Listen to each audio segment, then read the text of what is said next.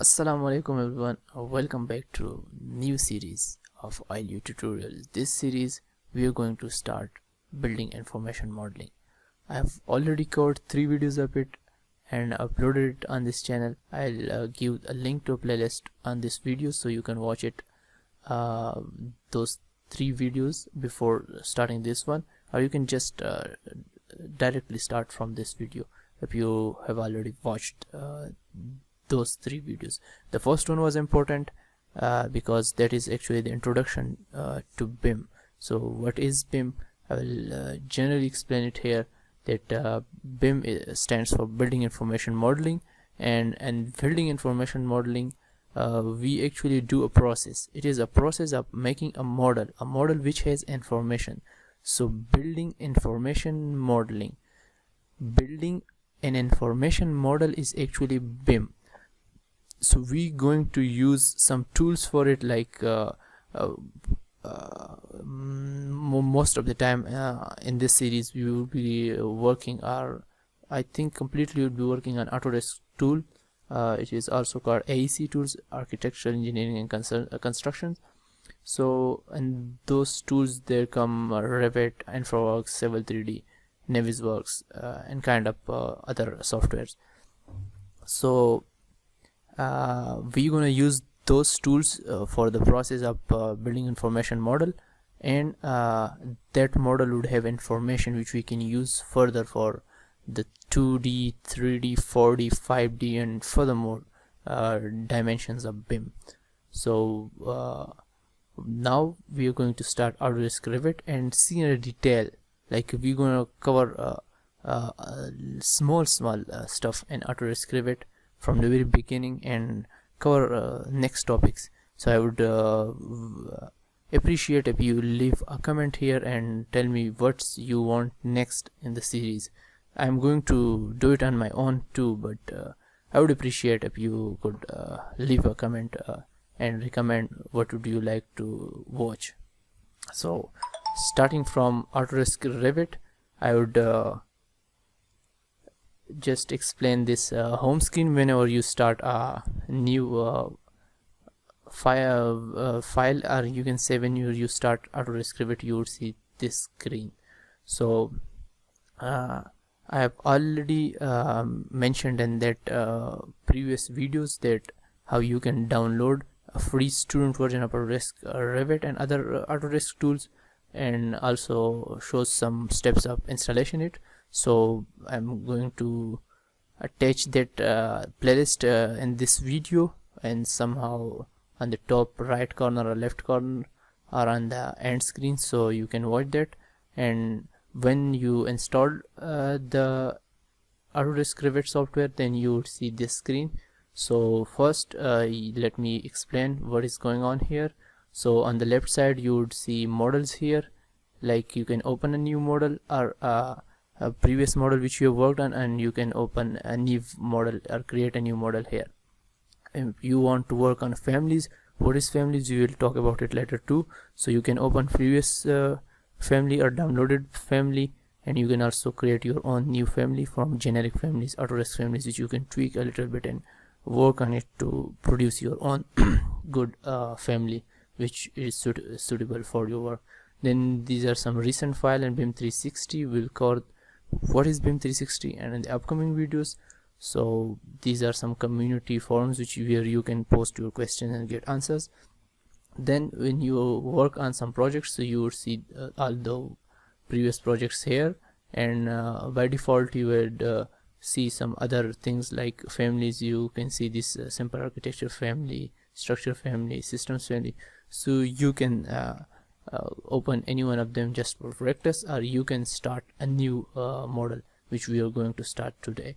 So you have to click on this, it will create a new family, or you can just go to here and create new.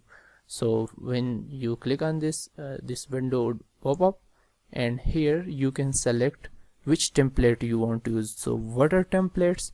Templates are actually predefined files where they have organized everything for specialized tasks. So what are these templates? There is imperial construction templates. So if you're working on a construction project and your units are imperial, so you should select this template, because everything is set up already for you in this template. And if you want to use none of the template and want your own template, you can click on none, and you can work on by default things and create your own template. And if you can work on other those things too, so these are mentioned here. If you're working on metric units construction template, metric units architectural template, and kind of other templates. And you can also browse and select if you have downloaded template, or some of your friend or family member have given you a template to use, or your office has kind of a template which they use for the work, so you can browse and open it. And what you want to create a project template, or you want to create a new project. So if you want to create a project for your future project, template for your future projects or current projects, so you can create a project template. You can put everything in that template and save it in a saved place, and then you can use that template for all your projects. That would really speed up your work.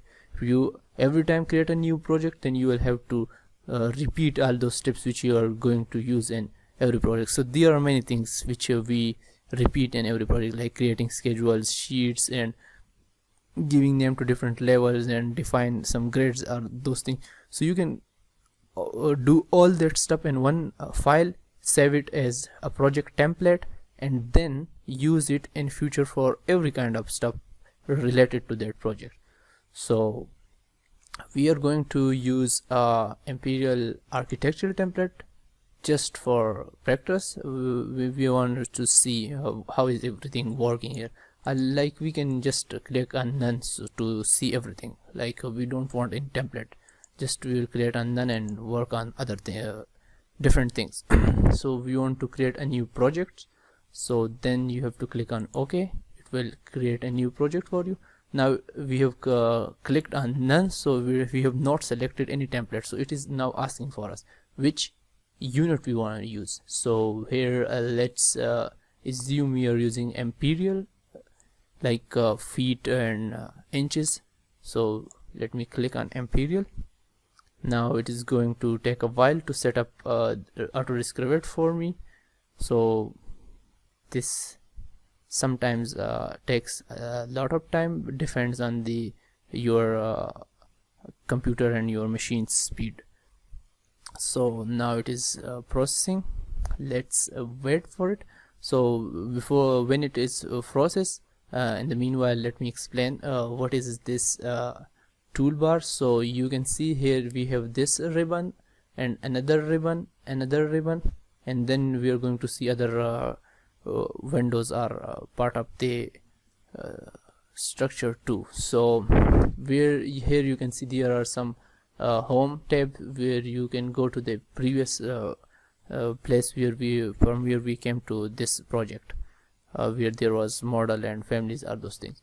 Then there is open, you can open a previous version, then save, then there is a synchronize now, so you can work on one project, like 3 different people, architectural engineer, structure engineer, and MEP engineer can work on one project, one file from different PCs. So they will then use a collaborate tool, which is available here. We will discuss it later. Now let's just focus on the interface. So there are some tools which you can use, like mirroring tool, printing tool, align dimension tool, and other text tool, 3D display, so section views, line weight, and kind of things. And then there are some main tabs which you can use, like if you're working on architectural thing, then you can use architectural tab, and here you can see everything related to architectural drawing, like walls, doors, columns, windows, etc. Then, and if you're working on structure, you have to click on structure, and everything related to structure would be available here. You can also use the drop down to select any other thing. You can also select another, like you want to work on systems and MEP, then you can go to systems, and here you can do some electrical and plumbing stuff. Here we have precast things, structure, steel, and then insert. Here you can have a different kind of options, like you can insert a Revit file in another Revit file, so you would have an overview of that file, how you work on one project where two different persons are working on one project. One would share you a Revit file, you can load it in your own template or in your own Revit, and then work on other things. So those two would be then combined and merged. Then you can also link IFC, that is IFC stands for, I think, Industry Foundation, something like that. So this is another thing, and BIM, which is most important, and BIM it actually have information related to the project. Then you can link CAD, topography, and all these stuff, so you can check one by one. So we have option of these.